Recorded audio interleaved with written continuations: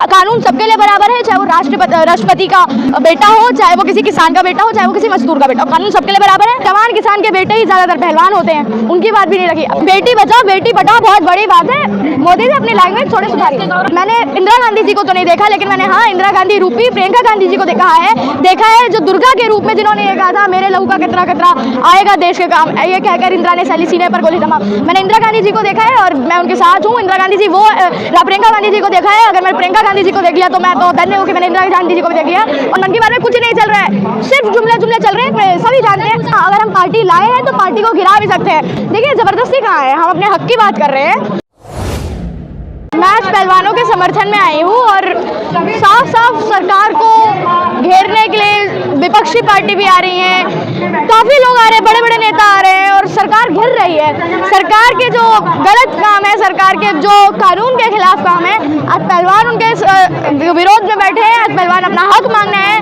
पहले किसान बैठे थे, आज सैनिक भी बैठे हैं। 1 साल पहले किसान बैठे, वो भी अपना हक मांगने आए थे।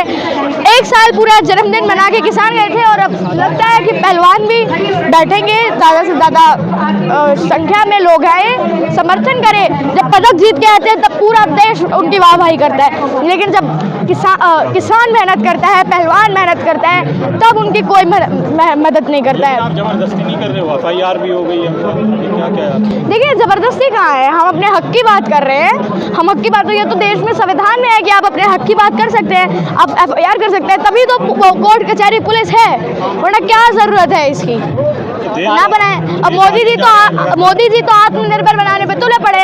अब वो तो ये कह रहे हैं कि पुलिस भी आप बनाए। आत्मनिर्भर है भैया, आप आत्मनिर्भर होके तभी तो खुद ही FIR करा रहे हैं। मन की बात करते हैं, आज 100वां एपिसोड है मन की बात में, क्या लग रहा है महिलाओं? देखिए 100वां एपिसोड मन की बात को हो चुका है और मन की बात में अभी तक कोई एकदम काम की बात नहीं हुई। तो सटीक जो देश में है फालतू बातें चल रही हैं अभी तक देश में कि ये कला ये है, ये कला ये है।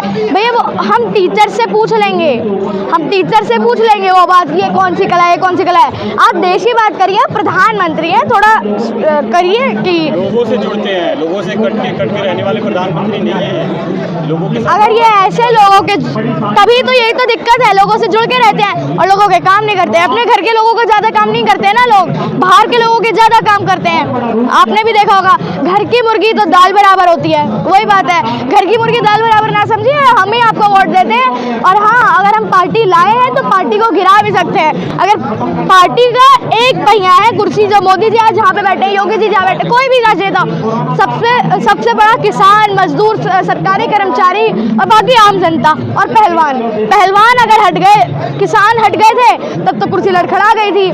सैनिक भी खराब है, खराब क्या, उनके मतलब सैनिक भी उनके सामने आ गए हैं। सैनिक भी पार्टी खराब करने पे तुले पड़े, कुर्सी खराब करने को तुले पड़े। मन की बात करिए, 100वां एपिसोड पूरा हो गया मन की बात का।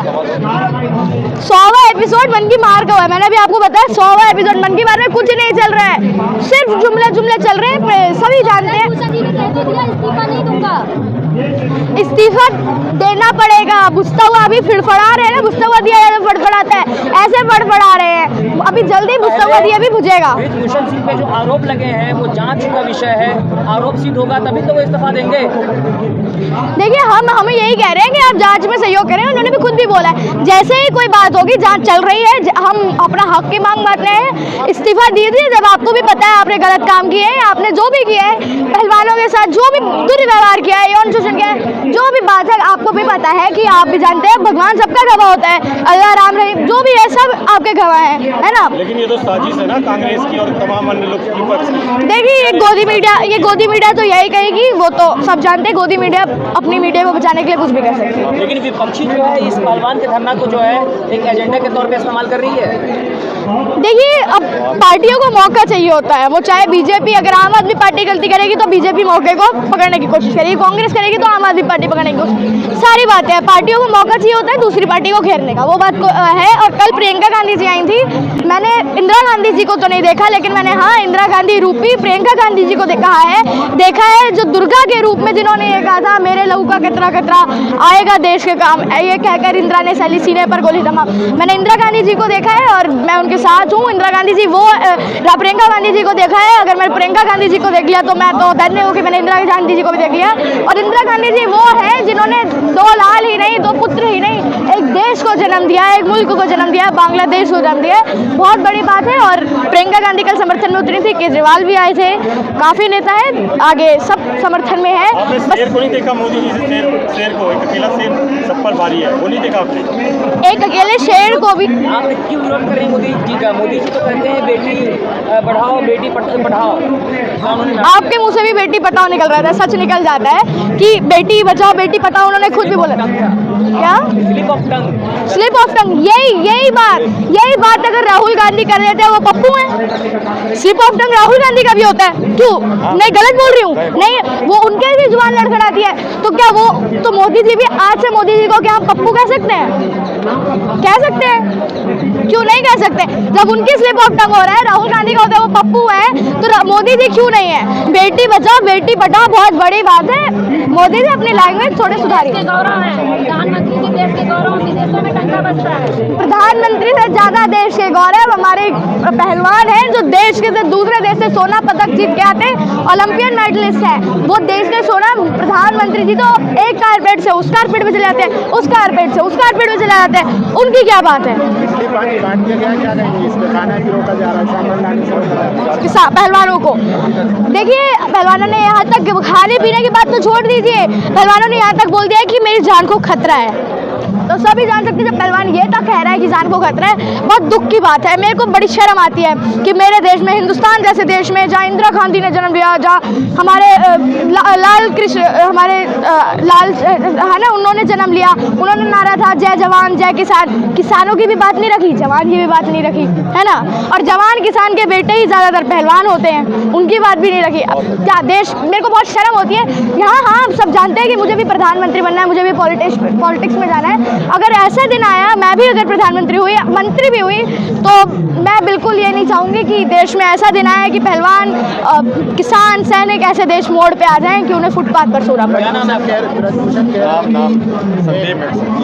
ब्रजभूषण सिंह कह रहे हैं कि मैं बहाना हूँ, असली टारगेट तो कोई और है। जिस तरीके से कल प्रियंका गांधी आई, केजरीवाल आए, मोदी जी को टारगेट कर रहे, मेरा बहाना है सिर्फ। देखिए, बहाना बात नहीं है, बात यह है कि आपने गलत किया है, आपको सजा मिलनी चाहिए। आरोपी चाहे मोदी जी भी हो, उनको भी सजा मिलेगी। कानून सबके लिए बराबर है, चाहे वो राष्ट्रपति का बेटा हो, चाहे वो किसी किसान का बेटा हो, चाहे वो किसी मजदूर का बेटा हो, कानून सबके लिए बराबर है।